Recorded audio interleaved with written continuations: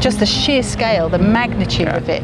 But also, I'm not used to seeing women in distress, half naked, running down the streets, who are clearly in distress because they've just been attacked, and no one doing anything. I'm not used to it. Hi everybody, this is Mark from Invisible People. I'm here with Petra and Jen. And Petra I know from London. Petra is the director of rough sleeping for the City of London. Did I say that? It'll do. I work in the City of London, helping people who sleep rough. And Jen is a little sister that I never wanted. She's the rock star of the Sidewalk Project with Soma. We did a documentary on them, click below. And today we're out on Skid Row having an international exchange of solutions to end rough sleeping. Asking some difficult questions, Yes. That's what I want to do. Come along. I do wound care on Cookie. Cookie's been with us a long time. He is a stubborn, About 3 years. stubborn, strong-willed man, that's for sure. And we've been working on this one for quite a while, just trying to keep it from overgrowing the world, from taking over the world. I mean, we can't get medics out here, and when we do get medics out here, they require all kinds of, there's so much red tape, right? Like there's so many barriers they put in place. And they put them in place to protect people. For unhoused people, it does not protect them. It actually causes them a lot of harm to have so many barriers. Sad affair indeed. So we just come out and do it ourselves. We study a lot. We do have this one street medic that we can talk with and get advice from. We just do our thing. And I mean, what else are we gonna do? Leave them? Yesterday, I had an acquaintance of mine died of fentanyl, and so far this year, I've saved approximately 4 lives With Narcan. with Narcan. What you get from the Sidewalk Project. That's correct. So what do you think when you're walking down the streets of Skid Row? I'm shocked. Yeah? I'm shocked at the scale of it, like the sheer numbers.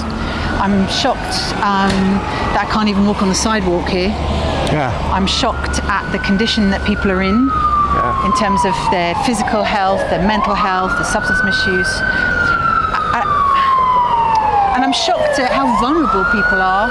And look, We're gonna have to wait for the...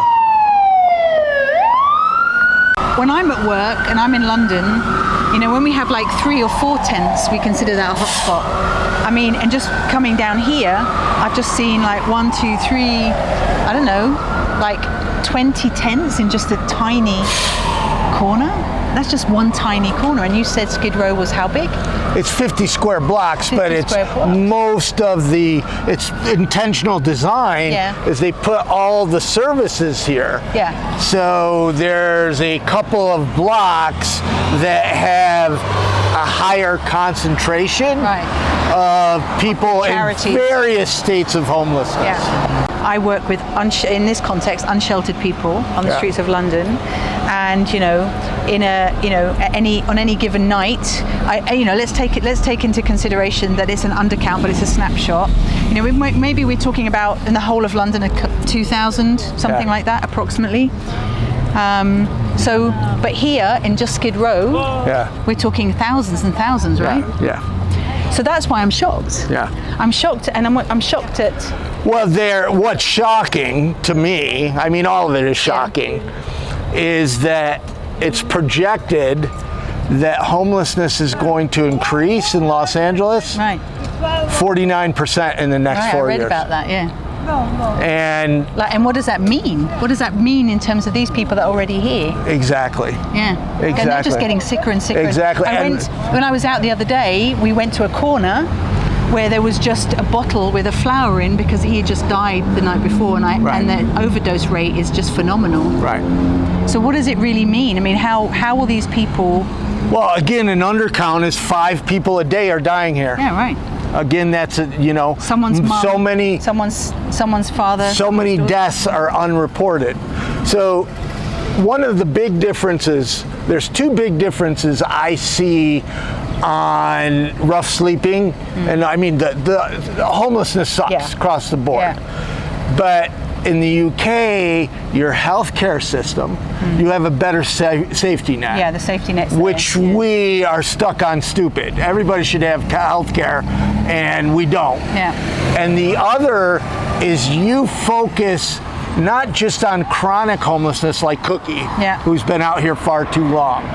You also try to get people who are new to homelessness quickly off the streets, and you have a number to call where people can report and rough sleepers can self-report to get help. Here in Los Angeles, there is nothing. But would it work, do you think? It should. I mean, work? they need to. They need to. I mean, but why do you focus on people new to homelessness? Well, to me, it's a bit of a no-brainer, isn't it? So the longer you stay on the streets, the harder it is to come off the streets. The longer you stay on the streets, the sicker you get. The longer you stay on the streets, the more dangerous it is. So it's a bit of a no-brainer to think about going upstream, thinking about prevention, thinking about, we have to do all of it, not just one bit of it. So you can't just focus on prevention. You can't just not ignore people who are living like this. You have to work at all spectrums. So interventions like I'm involved in is like, let's try and prevent people having to stay out on the streets, but let's also work with people who are living on the streets, and let's also focus on those that are returning to the streets. So it's like it's not one or the other, it's all of it. Right. So it doesn't, and of course, if you 60% of people who come onto the streets of London are new.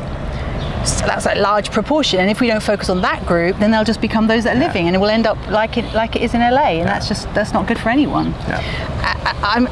And I'm also, I'll tell you the other thing that shocks me is the people who live in LA, in the neighborhoods where this happens, the shopkeepers, the people who are living, and I've spoken to some of them, and they feel helpless, they're scared, Everybody. They're terrified, they don't know whether to look at someone in the eye, they don't know whether to offer help, they run the other way. They tell me, when I came out to LA, they said, whatever you do, don't look people in the eye.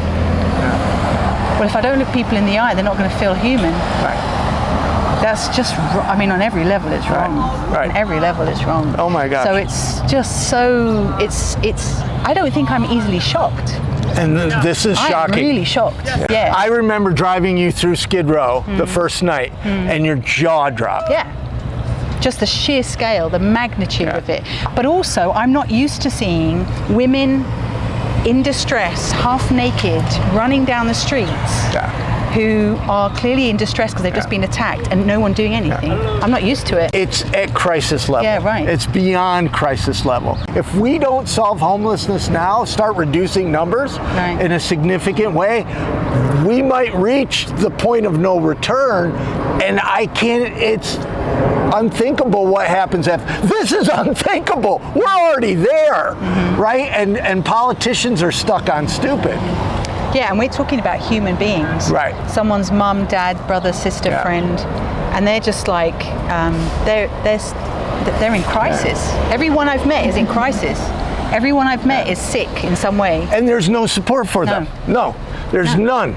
I mean, I shouldn't say there's none. There is support, but not enough. And all the support systems are overwhelmed. If you're watching this, there's links down below. There's links to contact your legislators in the United States. There's links to support the Sidewalk Project. There'll be a link to the documentary on the Sidewalk Project. We have to pressure the policymakers to significantly end homelessness now before it's too late. And your network, the people you hang out with, your family, your bowling league, your co-workers, we need to educate everybody around us about homelessness. We can solve homelessness. We've known how to solve homelessness. We just lack the political and public will to do it. Absolutely. Get angry. That's what I say. Get angry. And I think the political will is absolutely key. You need leadership on this. Well said.